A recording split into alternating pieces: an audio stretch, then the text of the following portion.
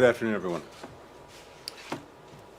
Last week in Geneva, Russian Foreign Minister Lavrov and I met to discuss the crisis instigated by Russia's military buildup on Ukraine's borders and steps to de-escalate tensions and pursue diplomacy. Russia had previously outlined its concerns and proposals in writing, and last week I told Foreign Minister Lavrov that the United States would do the same. Today, Ambassador Sullivan delivered our written response in Moscow.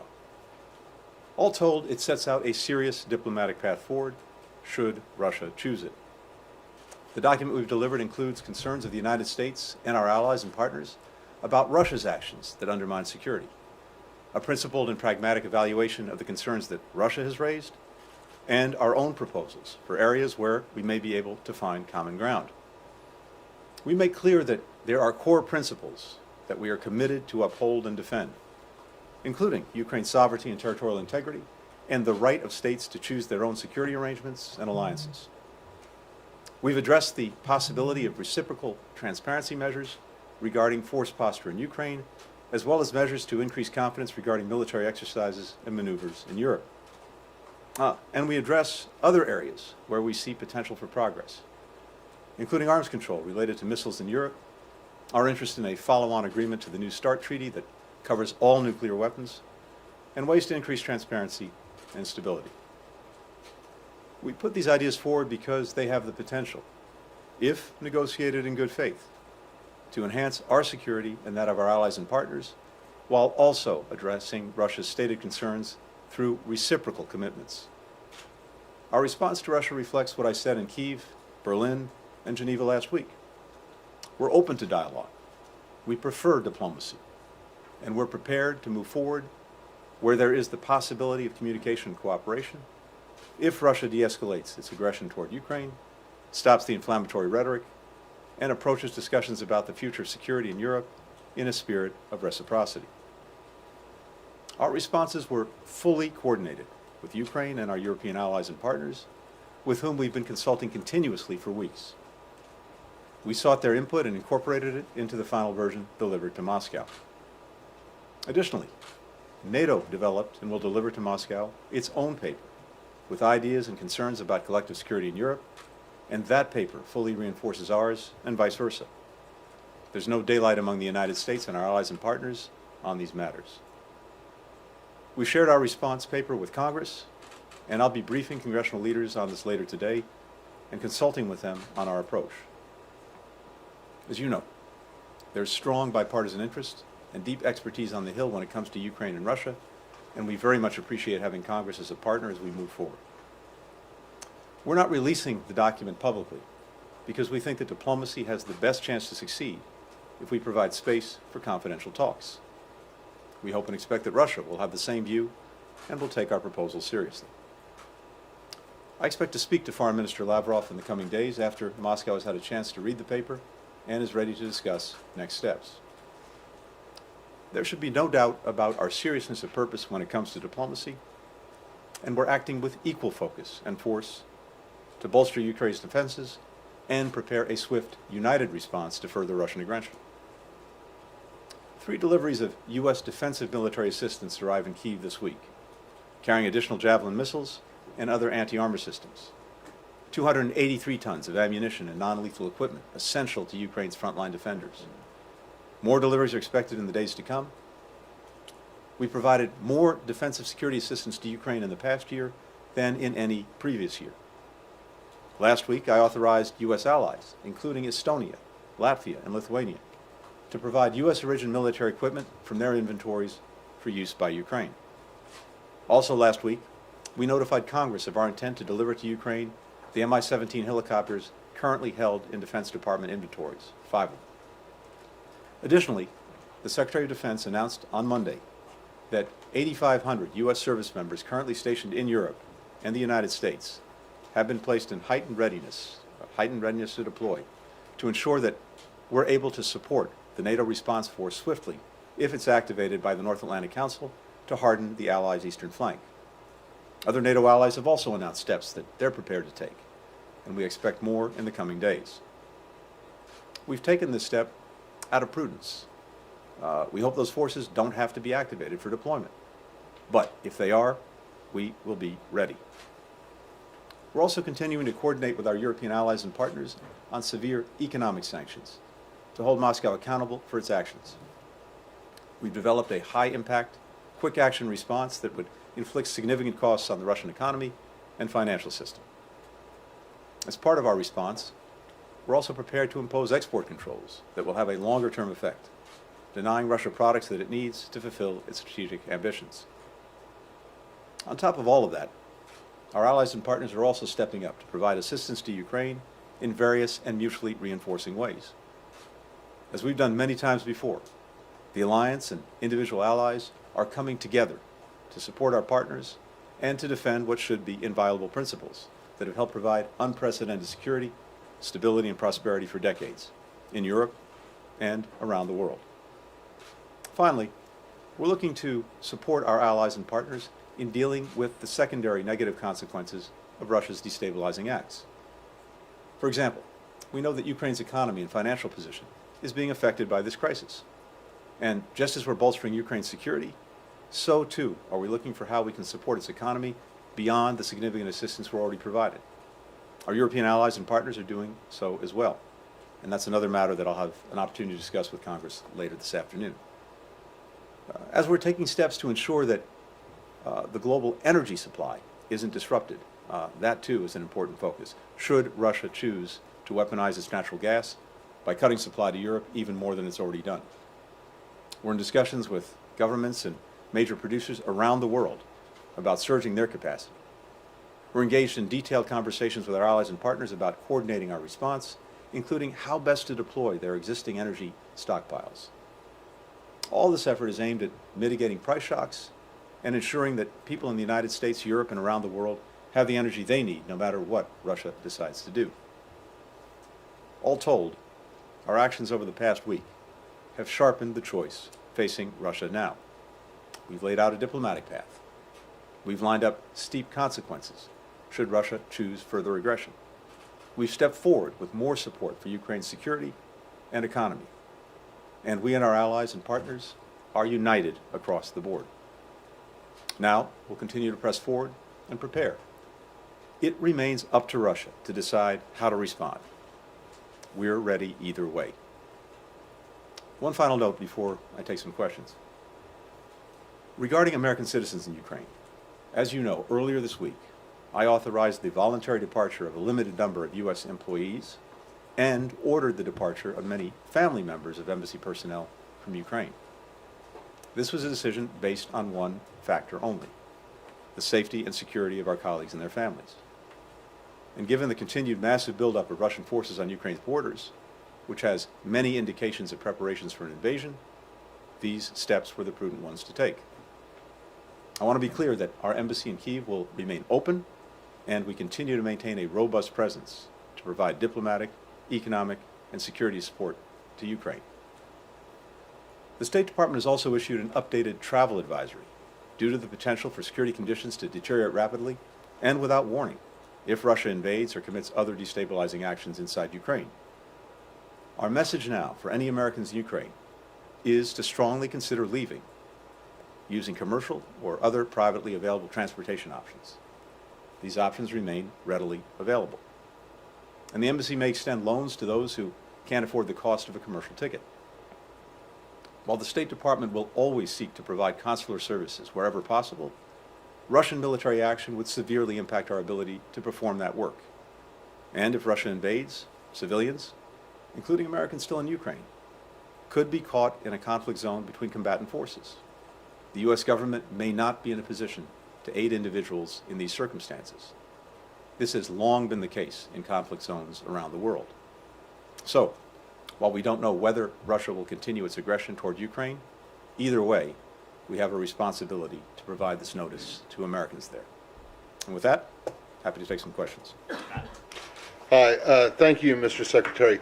I realize that you don't want to get into the specifics of what is actually in this document, and although I'm sure I and my colleagues will continue to try to get them. But can you say, more broadly, when you say that there are core principles that you're committed to and to uphold and defend, does that mean that in this document you told the Russians point blank in writing that no is the answer to their demand for a formal bar on the expansion of NATO, the permanent exclusion of Ukraine, and the withdrawal of certain forces and equipment from Eastern Europe? Is that what this says? Is there anything different in this document than what we have heard publicly over the course of the last couple of weeks? Again, without going into the specifics of the document, I can tell you that it reiterates what we said publicly for many weeks and in a sense for many years, that we will uphold the principle of NATO's open door, and that's, as I've said repeatedly in recent weeks, a commitment that we're bound to, and so the document, as I said, makes very clear some of the basic principles that we are standing by, committed to, and will uphold, much of which has been stated in public, including by me in recent days and weeks, and that goes to NATO's open door policy. So you would say that it is accurate to say that there are no concessions? This isn't about concessions. Well, there is no change in the U.S. and NATO position in this document.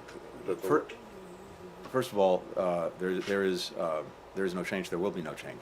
Second, we reiterate that principle. Of course, it is for NATO, not the United States unilaterally, to discuss the open door policy. These are decisions that NATO makes as an alliance, not the United States unilaterally. But from our perspective, I can't be more clear. NATO's door is open, remains open, and that is our commitment. Margaret? Thank you, Mr. Secretary. Do you have any reason to believe then that the document that was submitted will in any way lessen the chance of Russian action, or was this just to show you tried?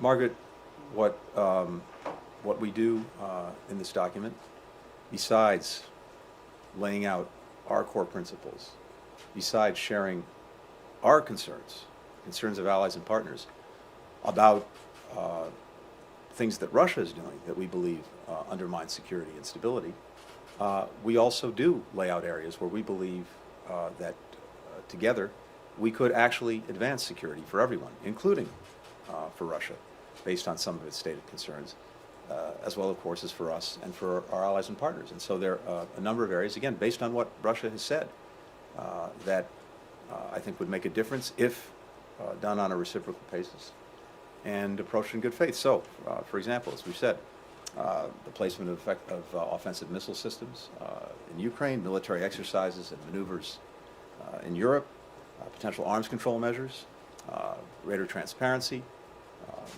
various measures to reduce risks. All of these things would address, I think, mutual concerns, including concerns stated by Russia, and advance collective security. So I think there are important things to work with if Russia is serious about working with them, and that is up to President Putin.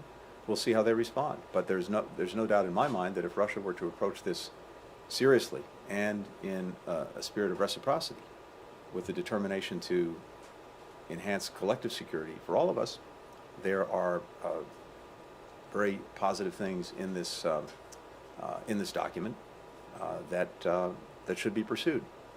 We can't make that decision for President Putin. Only he can make it. So this is not to begin negotiating?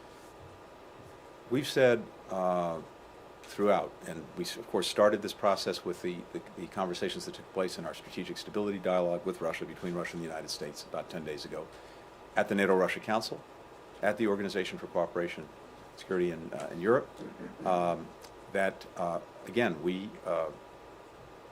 understand Russia has stated concerns about security. We have our own very clear concerns about security and the actions that Russia's taking that undermine it. And we are prepared to discuss and, if appropriate, eventually negotiate steps to enhance everyone's security. And I've laid out some of the areas where we think we could do that. But right now, this is about the areas and ideas that we could pursue. And we'll see how Russia responds. Secretary, have you considered the Russians just buying time till they're in a place to invade Ukraine, making you jump through hoops like hand-delivering written responses to questions that you've answered time and time again in the past? And meanwhile, they're destabilizing Ukraine from within, the economy's crumbling, you're spending hundreds of millions of dollars shoring them up. At what point do you stop playing Russia's game and take preemptive action now? So Ben, first, we're, as you know, not standing still, and we can walk and chew gum at the same time, and that's very much what we've been doing. So we've been clear to Russia that there are two paths, a diplomatic one, but also a path of defense and deterrence, and if Russia chooses aggression, a path that will lead to massive consequences. And so even as we've been engaging in the diplomacy, which is my job and responsibility, we have been very resolutely preparing for Russia to take the other path, the path of aggression. And as I laid out, the work that we've done over the past couple of months in bringing allies and partners together around massive consequences for Russia should it renew its aggression, and the very detailed work that's been done on that. But they're The being shoring up, aggressive let me now. finish if I may, Sorry. please, and then come back to you. The shoring up in very significant ways of our support for Ukraine, including the defensive military support, the drawdown that the President issued in December, which is now being delivered to Ukraine, the additional steps to make sure that defensive military assistance was being made available to Ukraine, including the authorizations that I signed a week ago to allow other countries that have U.S. origin military equipment to share it with Ukraine. The work we're doing to bolster Ukraine's economy, the work we're doing to shore up Europe on energy if there are disruptions as a result of conflict. And, of course, the orders that the President gave, the Secretary of Defense gave earlier this week to make sure that we are fully prepared on a moment's notice to reinforce NATO's eastern flank in the event of renewed Russian aggression. All of those things have been happening very deliberately and effectively over the last many weeks. So these two paths and the approach that we've taken, these are mutually reinforcing. The work that we're doing on defense, on deterrence, bringing allies and partners together, I think reinforces our diplomacy. And at the same time, it's very important that we pursue the diplomacy, whether or not, you may well be right, that Russia is not serious about this at all. But we have an obligation to test that proposition, to pursue the diplomatic path, to leave no diplomatic stone unturned, because for sure, it's far preferable to resolve these differences peacefully, consistent with our principles, than it would be to have renewed aggression, renewed conflict, and everything that will follow from that. But the point is, we're prepared either way. Mark. Hello, Mr. Secretary. I just want to ask you a little bit about the unified approach with Europe. Mm-hmm. What do you make of Germany's stance? For example, they ruled out sending lethal weapons to Ukraine. They prevented Estonia from delivering arms. And today, there was news out that they're sending helmets to Ukraine. A delivery Kiev mayor said was a joke. Would you say that you're happy or satisfied with Germany sending helmets to Ukraine instead of arms shipments? And if I may just ask about President's comments yesterday, he said that he would consider sanctioning Putin personally if he decides to invade. How advanced are these plans? And then again, going back to unity with Europe, has the United States discussed this with Europe, and are they on board? Thank you. First, let me say as a general matter, and I at the risk of patting ourselves on the shoulder, I have to say I was struck when I spoke to the Foreign Affairs Council of the European Union a couple of days ago, that partner after partner, this was in the EU context, but I've heard the same thing at NATO, referenced and the word that was used was unprecedented coordination and consultation with allies and partners on this issue and on this challenge. And one result of that unprecedented coordination and consultation is as I see it, very strong solidarity in terms of the consequences that will befall Russia if it renews aggression against Ukraine. And that is across the board. And that includes Germany. And I was just in Germany, as you know very well, meeting with Chancellor Scholz and spending a lot of time with my German counterpart, Foreign Minister Baerbock. And as I said before, I'm absolutely confident in German solidarity in being together with us and other allies and partners in confronting renewed Russian aggression against Ukraine. Now look, different countries have different authorities, they have different capabilities, they have different areas of expertise, and we're bringing all of those to bear, but doing it in a way that is complementary. And it speaks to the shared commitment that we have to defend Ukraine's territorial integrity, its sovereignty, and its independence. When it comes to sanctions, I think as you heard the President say, everything is on the table. I can tell you this. The steps that we will take together, swiftly, will go directly to things that President Putin cares deeply about, including Russia's ability to engage economically and financially, including its ability to develop technology for the sectors that it cares most about, like defense, like high tech. And as the President said, everything is on the table, and I'll leave it at that. Take a final question from Kelly. Senator, I was just wondering if this document should be considered a proposal from President Biden to President Putin, and if you can also shine a little bit of light on President Biden's role in crafting this message. Sure. Ali, again, the document that we've shared with Russia today does a few things. First and foremost, it states very clearly the principles that we're committed to and that we will defend one way or the other. Second, it lays out our own concerns and allied concerns about actions that Russia is taking, not just with regard to Ukraine, but more broadly in the European theater that we believe undermine security. Third, it addresses concerns that Russia raised in the document that it provided to us a couple of weeks ago. And finally, it suggests areas where, based on reciprocity, we believe we could advance our collective security, again, in ways that address our concerns and in ways that address some of Russia's concerns.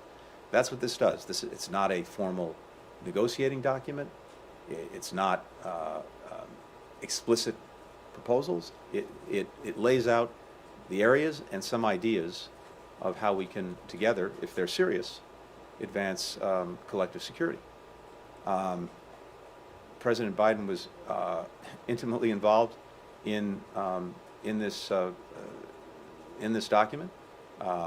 We've reviewed it with him repeatedly over the last weeks, just as we were getting, as you know, comment, input, ideas from allies and partners. It was vital that we work on this document, even though it goes to bilateral matters, and what NATO is providing presumably goes to some broader issues that involve NATO and Russia.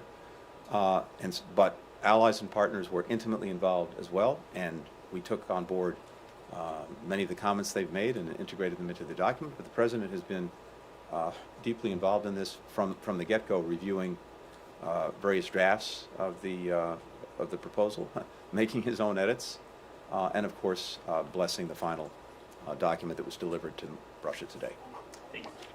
Given that, Biden himself, U.S. Biden administration officials have said an invasion is potentially imminent, the stakes are incredibly high here, and you guys have also said that Putin is the decision maker. So why not address this directly to him, given the situation you're facing right now? I'm not sure what you mean by address it directly to him. This is a document that was prepared on behalf of the United States by its government, being delivered to Russia and to its government. upon which President Putin presides. I have no doubt that our Russian counterparts and my counterpart, Foreign Minister Lavrov, will share the document with President Putin and putting things in, perhaps everyone else, you may be right. And of course, these are also complex issues, and putting things in writing is also a good way, as we do all the time across the board, is a good way to make sure we're as precise as possible, and the Russians understand our positions, our ideas as clearly as possible. Right now, the document is with them, and the ball is in their court. We'll see what we do, as I've said repeatedly, whether they choose the path of diplomacy and dialogue, whether they decide to renew aggression against Ukraine, we're prepared either way. Thank you. Thank you. Thanks, everyone. Thank you.